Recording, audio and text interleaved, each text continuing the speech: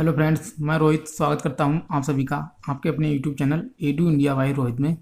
आशा करता हूं आप सभी स्वस्थ होंगे। आज हम बात करने वाले हैं पृथ्वी के ग्लोब अक्षांश एवं देशांतर से संबंधित महत्वपूर्ण प्रश्न मैंने आज लिए हैं, क्योंकि कल मैंने जो चैप्टर पढ़ाया था, जो पृथ्वी के जैसे ग्लोब है, ग्लोब अक्षांश और देशांतर के बारे में जो मैंने कल चैप्टर पढ़ाया था, उससे संबंधित मैंने 26 क्वेश्चन लिए हैं। ठीक है, और सभी क्वेश्चन बहुत ही महत्वपूर्ण हैं, इसलिए इससे संबंधित मैं जितनी भी बातें होंगी और इससे कोई भी बात बाहर नहीं जा सकती। जो मैंने कल चैप्टर पढ़ाया था ग्लोब अक्षांश एवं देशांतर, इनसे ही संबंधित मैंने क्वेश्चन सभी रखे हैं।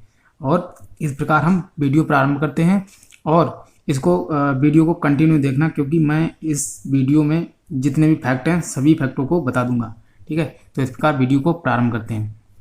जैसे मैंने लिखा है, पृथ्वी पर कितनी देशांतर रेखाएं पाई जाती हैं। मतलब जो देशांतर रेखाएं या अक्षांश रेखाएं होती हैं वो काल्पनिक रूप से ग्लोब पर खींची गई हैं। और तो आज मैं बोलूँगा ज़्यादा और लिखूँगा कम। ठीक है, तो इस प्रकार से हम वीडियो को प्रारंभ करते हैं। इसे पृथ्वी पर कितनी देशांतर रेखाएं पाई जाती हैं, तो मैंने कल बताया था कि पृथ्वी पर टोटल 180 मतलब पूर्व की तरफ, पश्चिम की तरफ, और 180 पूर्व की तरफ पाई जाती हैं। तो इस प्रकार से इनको टोटल करते हैं, 180 और प्लस 180 तो कितनी हो जाती हैं, 360। तो 360 जो हैं पृथ्वी पर देशांतर रेखाएं पाई जाती हैं। ठीक है, पृथ्वी पर कितनी अक्षांश रेखाएं हैं। पृथ्वी पर टोटल 181 अक्षांश रेखाएं पाई जाती हैं। ठीक है, अब हम आगे बढ़ते हैं। पृथ्वी को उत्तरी एवं दक्षिणी गोलार्ध में विभाजित करने वाली अक्षांश रेखा कौन सी है। ये सभी बहुत ही महत्वपूर्ण क्वेश्चन है। अगर आप इनको पढ़ लेते हैं तो बहुत से कॉन्सेप्ट आपके क्लियर हो जाएंगे।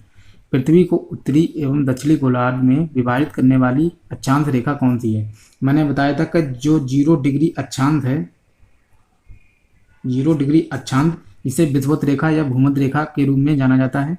तो वही अक्षांश जो है पृथ्वी को उत्तर एवं दक्षिणी गोलार्ध में विभाजित करता है। नेक्स्ट क्वेश्चन, पृथ्वी को पूर्वी एवं पश्चिमी गोलार्ध में विभाजित करने वाला देशांतर कौन सा है।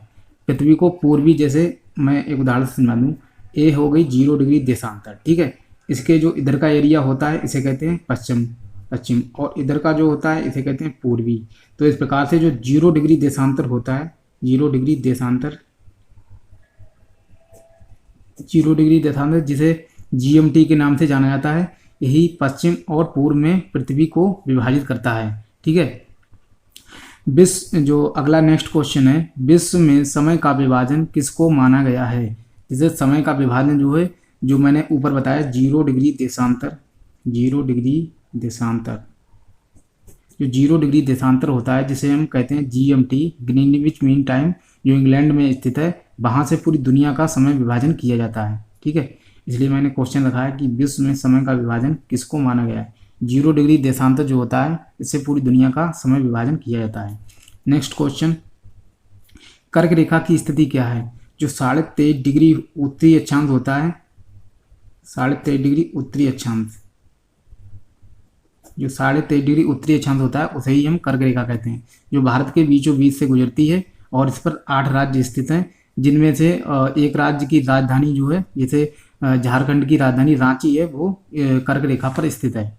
अब हम बढ़ते हैं नेक्स्ट क्वेश्चन की तरफ। मकर रेखा की स्थिति क्या है। जो मकर रेखा होती है, मकर रेखा को 23.5 डिग्री जो साउथ अक्षांश है, साउथ अक्षांश के रूप में जाना जाता है। मकर रेखा जो है 23.5 डिग्री साउथ अक्षांश को मकर रेखा, और 23.5 डिग्री उत्तरी अक्षांश को कर्क रेखा कहा जाता है। ठीक है, अब हम बढ़ते हैं नेक्स्ट क्वेश्चन की तरफ। 8वां क्वेश्चन है हमारा, 2 अक्षांशों एवं 2 देशांतरों के बीच की अधिकतम दूरी कितनी होती है। 2 अक्षांशों के बीच की दूरी जो होती है वो 111 किलोमीटर होती है, और जो 2 देशांतरों के बीच की दूरी होती है वो 111.3 किलोमीटर जो है होती है दूरी। ठीक है, अब हम आगे बढ़ते हैं।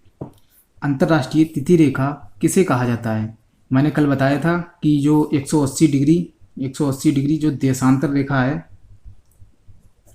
180 डिग्री जो देशांतर है उसको हम अंतर्राष्ट्रीय तिथि रेखा के रूप में जानते हैं। ठीक है, अब हम बढ़ते हैं आगे। नेक्स्ट क्वेश्चन है 10, सबसे अधिक वर्षा एवं सबसे अधिक तापमान कहाँ होता है। ये क्वेश्चन बहुत ही इंपॉर्टेंट है। सबसे अधिक वर्षा एवं सबसे अधिक तापमान कहाँ होता है। जो 0 डिग्री अक्षांश होता है, ठीक है। 0 डिग्री अक्षांश होता है, उसके आसपास का जो एरिया होता है, जैसे उत्तर में कर्क रेखा तक और दक्षिण में कर्क रेखा तक लगभग एरिया जो होता है उसमें बहुत ही अधिक तापमान होता है और बहुत अधिक वर्षा होती है। ठीक है, तो विषुवत रेखा के आसपास का क्षेत्र जो है उस पर सबसे अधिक वर्षा एवं सबसे अधिक तापमान होता है। बढ़ते हैं क्वेश्चन 11 की तरफ। उत्तरी ध्रुव एवं दक्षिणी ध्रुव कहते हैं, जैसे जो उत्तरी ध्रुव कहते हैं 90 डिग्री, जो 90 डिग्री उत्तरी अक्षांश, जो 90 डिग्री उत्तरी अक्षांश होता है इसे हम कहते हैं उत्तरी ध्रुव, और जो 90 डिग्री दक्षिणी अक्षांश होता है, दक्षिणी अक्षांश, जो 90 डिग्री दक्षिणी अक्षांश होता है इसे हम कहते हैं दक्षिणी ध्रुव, और जो 90 डिग्री उत्तरी अक्षांश होता है उसे हम कहते हैं उत्तरी ध्रुव। ठीक है, तो उत्तरी अक्षांश उत्तरी ध्रुव और दक्षिणी अक्षांश दक्षिणी ध्रुव। ठीक है, लेकिन 90 डिग्री होता है। और मैं एक फैक्ट बता दूं यहाँ पर, जैसे उत्तरी ध्रुव जो है उसकी खोज की थी रॉबर्ट पेरी ने, और जो दक्षिणी ध्रुव था उसकी खोज की थी आर एमंडसन। ठीक है, अब हम बढ़ते हैं नेक्स्ट क्वेश्चन 12 की तरफ।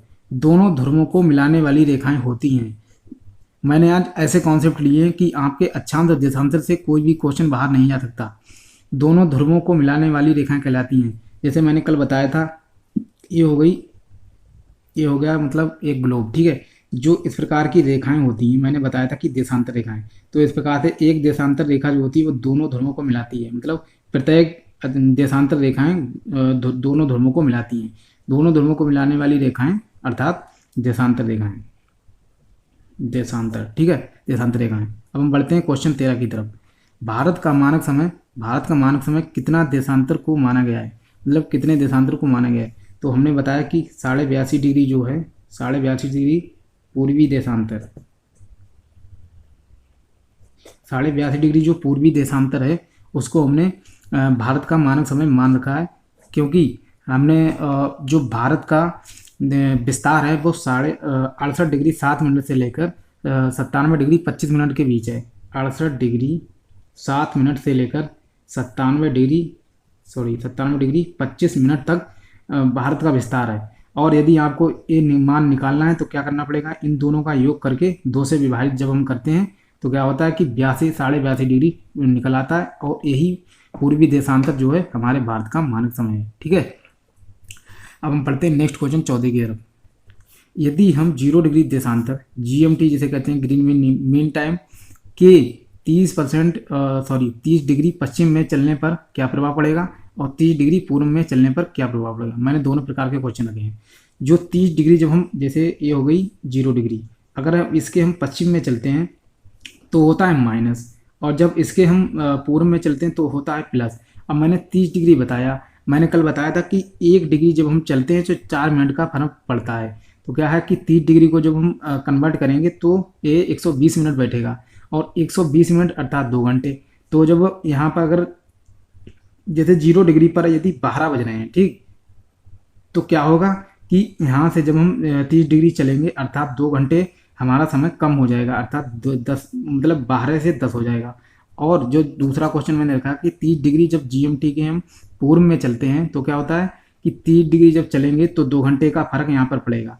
अब 2 घंटे यहाँ पर 12 है तो यहाँ पर 2 प्लस हो जाता है, तो इसलिए यहाँ पर 2 बच जाएंगे। ठीक है, पश्चिम में चलेंगे तो माइनस हो जाएगा, और पूर्व में चलते हैं तो प्लस हो जाएगा। ठीक है, तो यही कॉन्सेप्ट है। बढ़ते हैं नेक्स्ट क्वेश्चन की तरफ।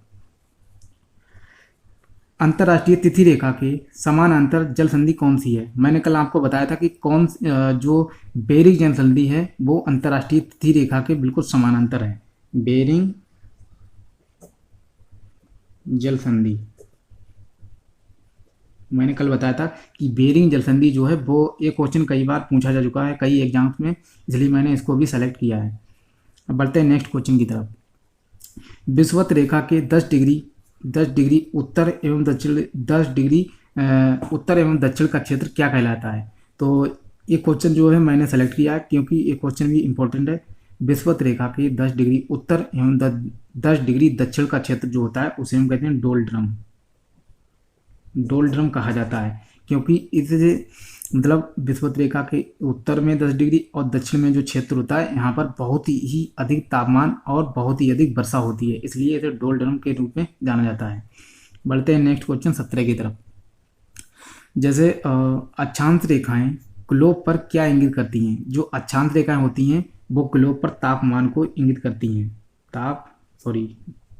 तापमान जो टेम्परेचर होता है उसको इंगित करती हैं। जैसे मैंने अभी एक क्वेश्चन बढ़ाया है कि जो 10 डिग्री उत्तर एवं दक्षिण में क्या होता है कि तापमान अधिक होता है। यदि आप 66 डिग्री 66.5 डिग्री जो आर्कटिक रेखा और नीचे पाई जाती है दक्षिण में अंटार्कटिक रेखा, इसके इससे अगर ऊपर नीचे जाएंगे, जैसे कि आर्कटिक रेखा जो 66 डिग्री है, यदि हम ऊपर जाएंगे उससे ध्रुव की तरफ 90 डिग्री, तो वहाँ पर जो है बहुत ही कम तापमान होता है, अर्थात वहाँ पर उसे शीत कटिबंधीय क्षेत्र के रूप में जाना जाता है। ठीक है, तो इस प्रकार से ये तापमान को इंगित करता है। अक्षांश रेखाएं जो होती हैं ग्लोब पर तापमान को इंगित करती हैं। और अगला क्वेश्चन है देशांतर। जो देशांतर रेखाएं होती हैं पृथ्वी पर क्या इंगित करती हैं? जो देशांतर रेखाएं होती हैं वो पृथ्वी पर समय को इंगित करती हैं। ठीक है, समय जो होता है समय को इंगित करती हैं। जैसे मैंने ऊपर बताया था कि अगर हम पश्चिम में जाते हैं किसी देश में, यदि जो 0 डिग्री देशांतर है, जैसे कि ग्रीनविच मीन टाइम इंग्लैंड में है, यदि आप इंग्लैंड से अगर पश्चिम की तरफ आप जाते हैं तो क्या होगा कि वहाँ से जो तापमान है, सॉरी क्या बोल दिया मैंने, जो तापमान नहीं समय है वहाँ से कम हो जाता है। और यदि इंग्लैंड से आप पूर्व की तरफ, जैसे अपना भारत है, अगर इधर आएंगे तो समय बढ़ा हुआ प्रतीत होगा। ठीक है, अब हम बढ़ते हैं नेक्स्ट क्वेश्चन की तरफ। हमारी पृथ्वी कितने डिग्री झुकी हुई है? ये 23.5 डिग्री जो है हमारी पृथ्वी झुकी हुई है। ठीक है, हम आगे बढ़ते हैं। जो 20वां क्वेश्चन है हमारा, भारत का मानक समय जीएमटी से कितना आगे है? ये क्वेश्चन में कल मैंने कराया भी था कि हमारा जो भारत का मानक समय है, जिसे कहते हैं आईएसटी, इंडियन स्टैंडर्ड टाइम जिसे कहा जाता है इंग्लिश में, इंडियन स्टैंडर्ड टाइम, भारत का मानक समय जीएमटी से, जैसे जीएमटी जो ग्रीनविच मीन टाइम है 0 डिग्री देशांतर, वहाँ से हमारा जो समय है 5.5 घंटे आगे है। ठीक है, 5.5 घंटे वहाँ से आगे है। अगर वहाँ पर 12 बज रहे होंगे तो हमारे यहाँ 5:30 बजेंगे, और वहाँ पर अगर यदि 2 बजते हैं तो हमारे यहाँ 7:30 हो जाएंगे। इसी प्रकार से हमारा भारत का जो समय है वहाँ से 5.5 घंटे है। यदि आपसे पूछा जाए कि इंग्लैंड में मतलब कोई क्वेश्चन पूछा जाए कि इंग्लैंड में इतना समय है, तो आप 5.5 घंटे जोड़ सकते हैं, और भारत के सापेक्ष अगर क्वेश्चन पूछा जाए तब। ठीक है, वो हम आगे बढ़ते हैं। 21 जो क्वेश्चन है, जब पृथ्वी 1 डिग्री देशांतर घूमती है तो वो कितने समय का असर होता है? जैसे मैंने बताया, जो 1 डिग्री देशांतर जब घूमती है 4 मिनट का अंतर पड़ता है, 4 मिनट। ठीक है, 4 मिनट का अंतर पड़ता है। हम बढ़ते हैं नेक्स्ट क्वेश्चन की तरफ। ब्रिटेन या इंग्लैंड से हमारे देश भारत के मानक समय में क्या अंतर है? क्वेश्चन मैंने पढ़ा भी दिया, लेकिन क्वेश्चन अलग है, बस इसीलिए मैंने अलग अलग टाइप के क्वेश्चन रखे हैं, जिससे किसी भी प्रकार का यदि क्वेश्चन पूछा जाए तो आप उसको आसानी से हल कर सकते हैं। हमारा भारत जो है 5.5 घंटे आगे है।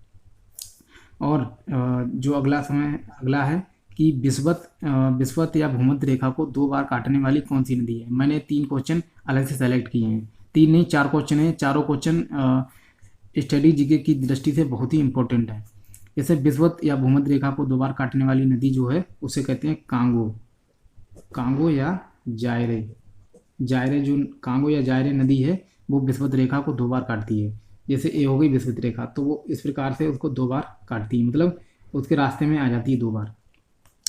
कर्क रेखा को 2 बार काटने वाली नदी जो है वो हमारे भारत में है, माहे नदी जिसे कहा जाता है, माहे नदी जो हमारे भारत में पाई जाती है, और 2 बार कर्क रेखा को विभाजित करती, मतलब काटती है।